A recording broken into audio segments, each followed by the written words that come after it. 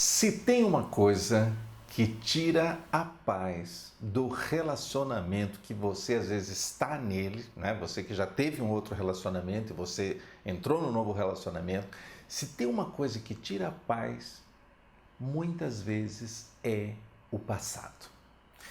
O passado, ele não existe mais, mas as nossas memórias nos atrapalham. Por quê? Uma das coisas mais horríveis que pode acontecer a respeito do passado é a gente se condenar. Então a gente se condena, não se permite viver o novo relacionamento. Por quê? Porque a gente se considera que a gente errou, que fez uma coisa errada, que, sei lá, se você é cristão, então você acha que você desobedeceu a Deus, então você agora é condenado a ser infeliz. Então, o passado muitas vezes o quê? Condena, né? E é um negócio que complica. Eu me lembro que numa fase da minha vida, eu estava assim meio para baixo mesmo, né? Bem chateado e tal, né? Poxa, se eu tivesse acertado isso, se eu não tivesse errado naquilo, minha vida poderia ser diferente. E aí eu estava, né, andando na rua assim e de repente entrou um pensamento na minha cabeça, né? Foi mais ou menos assim, aquelas coisas assim que parece que, né, Deus manda e você pega e o negócio cai lá dentro. E eu comecei a pensar assim, falei, gente, Adão, né? Segundo o relato bíblico, Adão foi um cara que não teve problema de criação. Teve pai problemático, mãe problemática, né? Tio abuso, um vizinho chato, né? Professor maluco. Não teve nada disso, tá? O cara foi, né, criação divina. O cara falava com Deus, o Todo-Poderoso, todo santo dia. Pensa, hã? O pai dele era o Criador dos céus e da terra. O psicólogo dele era o Senhor Todo-Poderoso. Ele casa. Mas quem é que faz o casamento do Adão? O Todo-Poderoso. E para ele não dar palpite, o cara ainda ficou dormindo, né? Deus botou anestesia nele, tá? E fez a mulher. Quando ele acordou, estava lá a princesa, né? Do lado dele. A mulher dele não tinha sogra, não tinha uma mãe complicada, não tinha família, não tinha irmão, não tinha vizinho. O cara vivia no paraíso. E sai, erra. Agora, eu pensei assim comigo, falei, cara, se Adão, que era o cara, né, errou, quem sou eu para me condenar e julgar que eu não podia ter errado também? Não que a gente vá justificar o erro, não que a gente agora vai errar de propósito, porém, a gente que vive nessa vida está sujeito a decisões erradas. Se Deus, o Todo-Poderoso, nos planos dele não tivesse intenção de que a gente errasse, era a coisa mais simples, né? Para Deus, pô, só tirar a árvore do conhecimento do bem e do mal, pegar a serpente, enfim, né? Liquidar tudo. Mas não. Então, o erro, na verdade, o erro faz parte do nosso aprendizado. Então, Deus usa os nossos erros até para nos ensinar. Por quê? Porque a nossa vida não é aqui. Não é aqui, né? Se a vida fosse só aqui, seria uma coisa muito estúpida. Fala a verdade, né? Seria um absurdo. Né? Tem gente que não acredita, vida após a morte. Desculpa aí, mas seria um absurdo, né? Seria um desperdício muito grande. Então, por quê? Né? Às vezes a gente se condena porque a gente não gostaria de errar. A gente não gostaria de falar assim, poxa, eu estou sofrendo isso porque eu tomei uma decisão errada. Mas a gente toma a decisão errada, né? Mas eu sempre coloco da seguinte maneira também, né? Se você pensar nessa vida aqui, vamos supor uma pessoa que viveu 100 anos, tá? Daqui a 1000 anos, 100 anos vai ser muito pouco, né? Pensa, no ano de 1023, né? 100 anos lá atrás não quer dizer muita coisa. Se você colocar 10 mil anos, 100 mil anos, 1 milhão de anos para frente, há quem diga que o tempo lá é diferente, né? Mas vamos calcular no tempo que a gente conhece. 1 milhão de anos para frente, 100 anos é uma piscada, tá? Então, na verdade, os nossos erros são testes para Deus olhar para a gente e ver o que a gente quer, se a gente quer o bem ou se a gente quer o mal. E a gente, né, nós estamos sujeitos a experimentar o mal, os nossos erros, então ele está dando essa chance para a gente escolher. Por quê? Na verdade, se você aprende, os acertos ficam realmente com um gosto muito delicioso. Mas uma coisa que pode tirar a sua paz, como eu disse inicialmente, é o quê?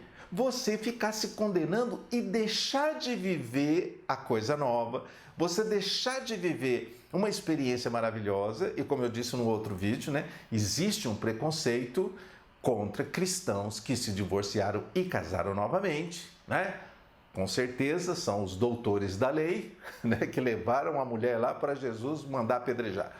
Então, e aí você se sente condenado e você acha que você então não merece, que você não pode, né, que você não tem esse direito, tá?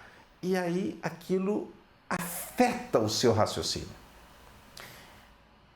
Então eu gostaria de dar para você duas dicas muito simples. O passado é um lugar que não existe mais. Não tem jeito de você voltar. E se fosse dado a nós a oportunidade de voltar para corrigir, pensa a bagunça que não ia virar, né? Os 7, 8 bilhões de habitantes e mais os, 20 bilhões de habitantes que já existiram anteriormente e bem mais que isso. Seria um caos, né? Muito provavelmente a gente voltaria lá em Adão, né? E Adão iria falar para Deus assim, ó, Senhor, a gente voltou no tempo, então cancela o programa porque deu errado. Então, na verdade, o passado é um lugar que não existe mais. Já aconteceu. Você não pode mudar absolutamente nada. E a segunda questão que eu falo é o seguinte: o que existe? Passado, presente ou futuro? As pessoas costumam dizer, claro, o que existe é presente. E eu falo que presente. Acabei de falar, virou passado.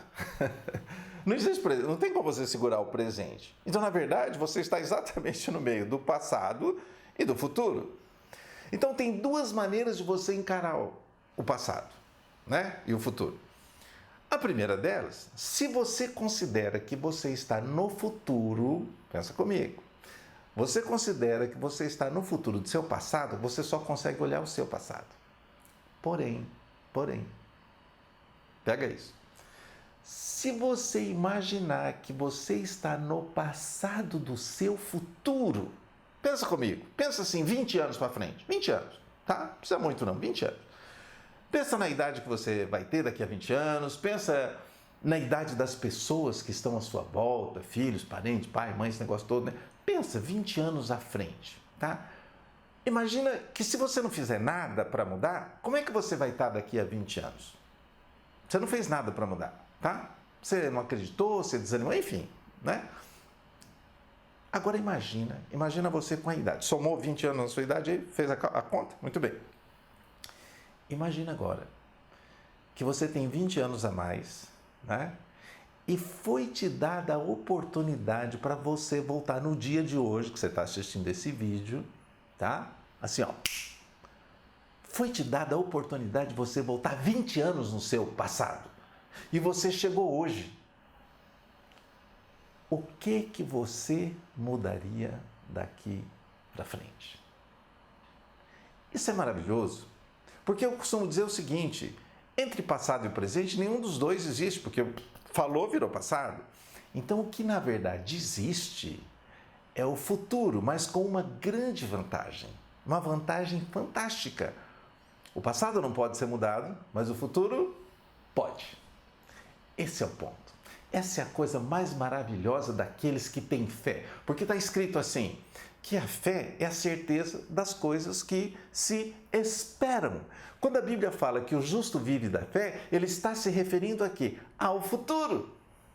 Ora, se eu estou no passado do meu futuro, eu posso mudar qualquer coisa. E tem uma passagem incrível no Evangelho de São João, capítulo 15, que ele diz bem assim, que nós se nós estivermos nele, ele em nós, aquela coisa toda, nós podemos pedir coisas para Deus, para que a nossa alegria seja completa, sem faltar nada para a nossa alegria. Então, muitas vezes a gente azeda o relacionamento porque os nossos olhos estão na nuca, a gente está olhando para trás. É como se tivesse, cabeça virada e ficar olhando para trás. Tá? É igual aquela criança, que hoje não pode mais, mas antigamente as crianças sentavam no banco de trás e ficavam olhando para o vidro de trás. Aí passava o sorveteiro, lá já foi o sorveteiro, tem aquele negócio, já está indo.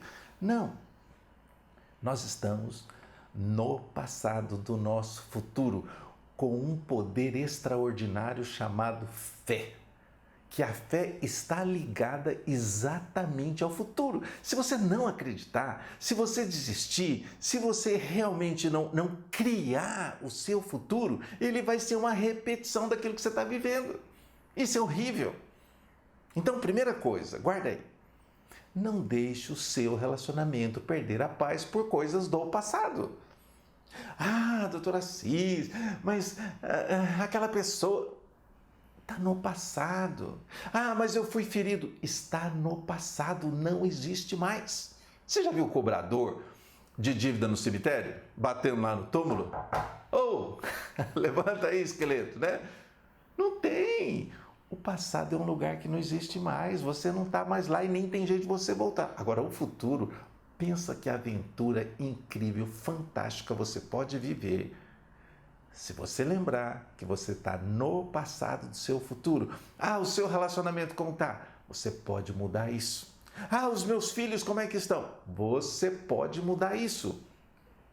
E para quem é cristão de verdade, que acredita no Deus Todo-Poderoso, sabe que você tem um recurso extra.